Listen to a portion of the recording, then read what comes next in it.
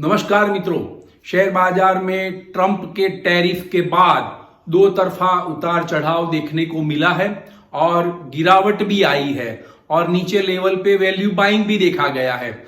तो दो तरफा भारी उतार चढ़ाव के बाद गिरावट देखी गई है और आगे वाले दिनों में मार्केट का ट्रेंड कैसा रहेगा। ट्रंप ने टैरिफ तो डाल दिया है, उसके बाद उन्होंने एक चौंकाने वाला बयान दिया है, उसके बारे में डिस्कशन करना है। और जो आज मार्केट का क्लोजिंग आया है, तो टेक्निकली मार्केट क्या कहता है, आगे वाले दिनों में अगस्त एफ&ओ शुरू होगा, अगस्त फ्यूचर एंड ऑप्शन शुरू होगा, तो अगस्त की सीरीज कैसी रहेगी उसके बारे में भी डिस्कशन करना है। तो मित्रों, मार्केट का ट्रेंड कैसा रहेगा, एफआईआई का रवैया क्या है, उसके बारे में मुझे आज डिस्कस करना है। तो ये वीडियो को आप अंत तक देखिएगा। मित्रों, इन्वेस्टिंग ए टू जेड में आपका स्वागत है। मैं भरत पंचाल। सबसे पहले सेंसेक्स और निफ्टी के उतार चढ़ाव पर नजर डाल देते हैं। तो बॉम्बे स्टॉक एक्सचेंज का सेंसेक्स आज 80,695 का गैप डाउन ओपन हुआ है। काफी सारा गैप 600 पॉइंट से ज्यादा का गैप डाउन ओपनिंग हुआ था और वही जो गैप डाउन जो खुला है मार्केट, वही उसकी लो बन गई सेंसेक्स में और वहां से वो धीरे धीरे नई बाइंग आने से वो बढ़कर 81,803 का नया हाई बनाया और वहां से वो थोड़ा गिरकर, यानी कि काफी सारी सेलिंग प्रेशर भी ऊंचे लेवल पर देखी गई। तो वो ट्रेडिंग सेशन के अंत में सेंसेक्स 81,185.58 का क्लोजिंग आया है।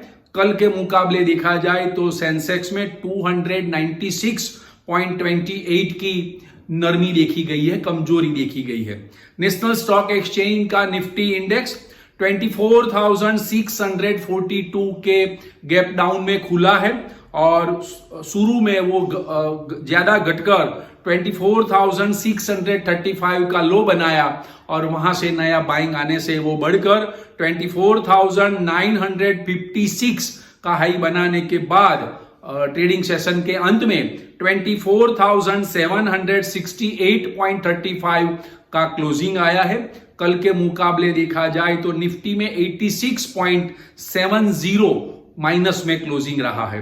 बैंक निफ्टी में भी भारी उतार चढ़ाव देखने को मिला है, लेकिन ट्रेडिंग सेशन के अंत में बैंक निफ्टी 188 पॉइंट माइनस में क्लोजिंग रहा। 55,961 का क्लोजिंग देखा गया है। तो मित्रों, आज एडवांस नेकलाइन रेशियो नेगेटिव रहे हैं। आज के बाजार में टॉप गेनर और टॉप लूजर्स पे नजर डालते हैं। तो आज गिरते बाजार में भी जो बढ़े हैं, टॉप 5 गेनर्स कौन कौन से हैं, तो आज HUL बढ़ा है, सबसे ज्यादा HUL हिंदुस्तान यूनिलीवर बढ़ा है, जियो फाइनेंस, JSW स्टील, इंटरनल और कोटक बैंक। और जो सबसे ज्यादा गिरे हैं, गिरावट आई है, top losers Adani enterprise, Tata steel, sun pharma, NTPC और डॉक्टर रेड्डी। तो मित्रों, आज के बाजार में देखा जाए तो काफी सारे सेक्टरल में बिकवाली देखी गई है। Oil, gas, pharma, metal, energy, bank, infra, ये सारे सेक्टर माइनस में क्लोज रहे हैं। अकेला मात्र FMCG सेक्टर अकेला ही आज नया बाइंग से प्लस में बन रहा है। तो आज मित्रों, मार्केट का हाल तो बहुत ही सेलिंग प्रेशर देखा गया है, नीचे लेवल पे वैल्यू बाइंग भी देखा गया है। फिर भी जुलाई का एफ&ओ का एक्सपायरी का दिन था, तो मोस्ट प्रोबेबली जो पोजीशन खड़ी रहती है उसकी स्क्वायर अप हुई है, तो इसकी वजह से आज दो तरफा मूवमेंट देखने को मिला है। लेकिन कुछ कंपनियों, लीडिंग कंपनियों के Q1 के अपडेट आए हैं, उसके पर नजर डाल देते हैं। उसके बाद हम बहुत बड़ी ट्रम्प के टैरिफ के बारे में हमें डिस्कशन करना है। तो HUL हिंदुस्तान यूनिलीवर का मुनाफा है वो 7.5% बढ़ के आया है और रेवेन्यू 4% बढ़ के आई है। कल्याणी स्टील का मुनाफा 52 करोड़ से बढ़कर 62 करोड़ आया है। DCB बैंक का मुनाफा 131 करोड़ से बढ़कर 157 करोड़ आया है। जिलेट कंपनी का मुनाफा 116 करोड़ से बढ़कर 146 करोड़ आया है। टीवीएस मोटर का मुनाफा 577 करोड़ से बढ़कर 779 करोड़ आया है। अंबुजा सीमेंट का मुनाफा 23% बढ़ा है। डाबर का मुनाफा 500 करोड़ से बढ़कर 514 करोड़ आया है।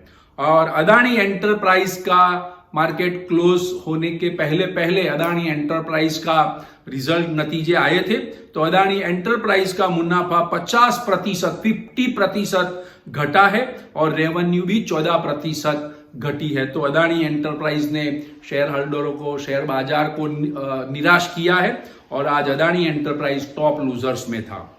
तो मित्रों, हमने ये डिस्कशन तो कर लिया है। काफी सारे ग्लोबल मार्केट के तो संकेत नेगेटिव थे। क्रूड ऑयल के दाम भी बढ़े हैं, डॉलर के सामने रुपया भी टूटा है, लेकिन ट्रंप ने टैरिफ तो डाल दिया, भारत को दोस्त बोलकर बड़ा झटका दे दिया, 25% का टैरिफ लगा दिया। तो उससे टेक्सटाइल और अपैरल सेक्टर प्रभावित होता है, उसकी नेगेटिव इंपैक्ट रहेगी। फार्मास्यूटिकल, एग्रीकल्चर और सी फूड्स, शराब, मांस, चीनी यानी sugar, dairy products, footwear, machinery, electronics and chemical, ये सारे सेक्टर जो है वो एक्सपोर्ट करते हैं अमेरिका से अमेरिका को।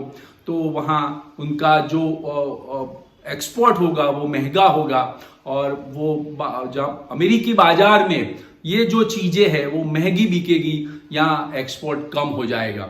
तो एक्सपोर्ट कम हो जाएगा तो उसकी इंपैक्ट तो नेगेटिव आने वाले दिनों में रहेगी इंडियन कंपनियों की। तो इंडियन कंपनियों के जो अभी तक के Q1 के नतीजे आए हैं वो मिले जुले रहे हैं। कई सारी कंपनियों के अच्छे आए, कई कंपनियों के नेगेटिव आए हैं, लेकिन Q2 के नतीजे मुझे अच्छे नहीं लग रहे, क्योंकि अमेरिका में जो भी कंपनियां एक्सपोर्ट करती है, ये सारा मैंने जो बताया, जो सेक्टर बताया, वो सारे सेक्टर का एक्सपोर्ट वहां घट जाएगा, तो उसकी इंपैक्ट उनके प्रॉफिट पर आएगी। तो वो लॉन्ग टर्म के लिए ये सेक्टरल जो है उनके ऊपर नेगेटिव इंपैक्ट रहने वाला है। लेकिन मित्रों, अमेरिकी प्रेसिडेंट डोनाल्ड ट्रंप ने टैरिफ डालने के बाद, ट्रंप टैरिफ का ऐलान करने के बाद उन्होंने बहुत बड़ा चौंकाने वाला एक निवेदन किया है।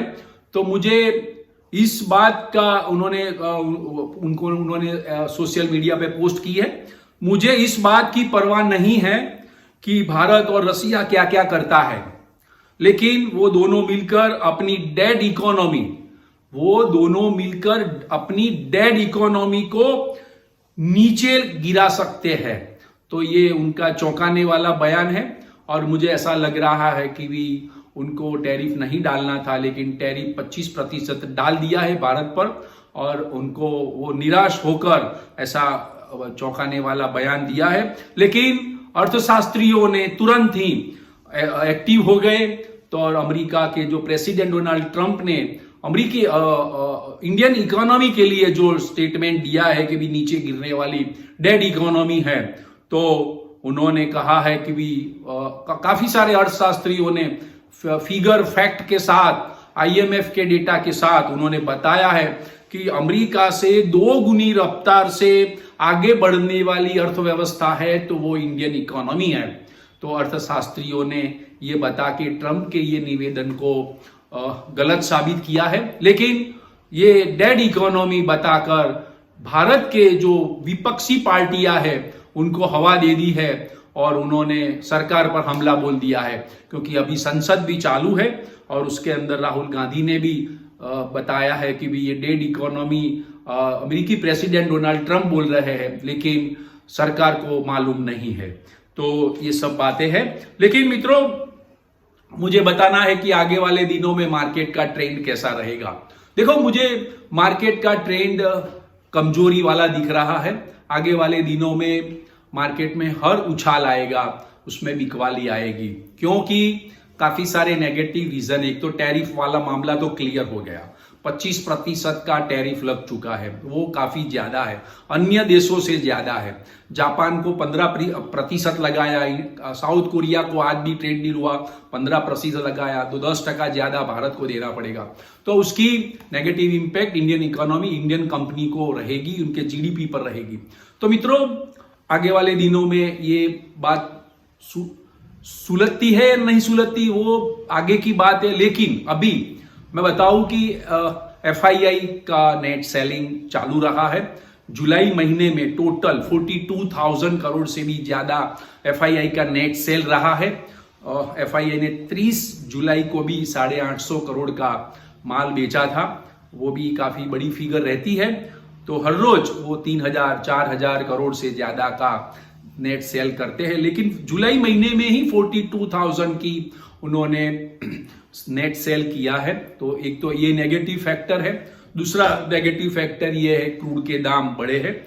ब्रेंट क्रूड $72 के करीब आ चुका है और जो कच्चा तेल है वो $69 के ऊपर चला गया है। तो क्रूड के दाम बढ़े हैं, तो दूसरा नेगेटिव फैक्टर ये रहा। और तीसरा नेगेटिव फैक्टर, डॉलर के सामने रुपया आज भी 18 पैसा कमजोर होकर 87.60 पर आ गया है। तो ये भी तीसरा नेगेटिव फैक्टर मार्केट के लिए है। और चौथा नेगेटिव फैक्टर है, Q1 के कंपनियों के नतीजे मिले जुले आए हैं, जो अनुमान था उसके मुताबिक नहीं रहे हैं। तो ये भी है। और मित्रों, शेयर बाजार में हर उछाल पे बिकवाली आती है। निफ्टी, अब टेक्निकल की बात करते हैं तो निफ्टी जो है वो पांचवा फैक्टर गिना रहा हूं। टेक्निकली मार्केट में निफ्टी 25,600 का एक स्ट्रॉन्ग रेजिस्टेंस बना हुआ है, वहां से 5 बार मार्केट वापस आया है, पीछे आया है और बिकवाली आई है। और आज 24,800 के नीचे, 24,800 के नीचे का क्लोजिंग आया है, जो मुझे मार्केट में वीकनेस दिखाई दे रही है। तो ये भी एक बात है। तो मित्रों, और निफ्टी में भी 56,500 के लेवल के नीचे का क्लोजिंग है, जो मुझे मार्केट में कमजोरी दिखा रहा है। उछाल आएगा मार्केट में, लेकिन वो थोड़ी देर के लिए होगा, लेकिन ऊंचे लेवल पे बिकवाली आएगी। लेकिन मुझे मार्केट में कमजोरी दिख रही है। तो 24,800 के ऊपर जब निफ्टी क्लोजिंग नहीं आता है, तब तक मार्केट में हर उछाल पे बेचना चाहिए, ऐसा मुझे लग रहा है। और नया इन्वेस्टमेंट करने के लिए वेट एंड वॉच की पॉलिसी अपनानी चाहिए। तो मित्रों, आज के वीडियो की इंफॉर्मेशन अगर आपको पसंद आई है तो आप लाइक्स कीजिएगा, शेयर कीजिएगा, कमेंट्स कीजिएगा और सब्सक्राइब कीजिएगा। और हाँ, शेयर बाजार में जो निवेश होता है वो जोखिमों के अधीन होता है। Thank you very much friends, bye.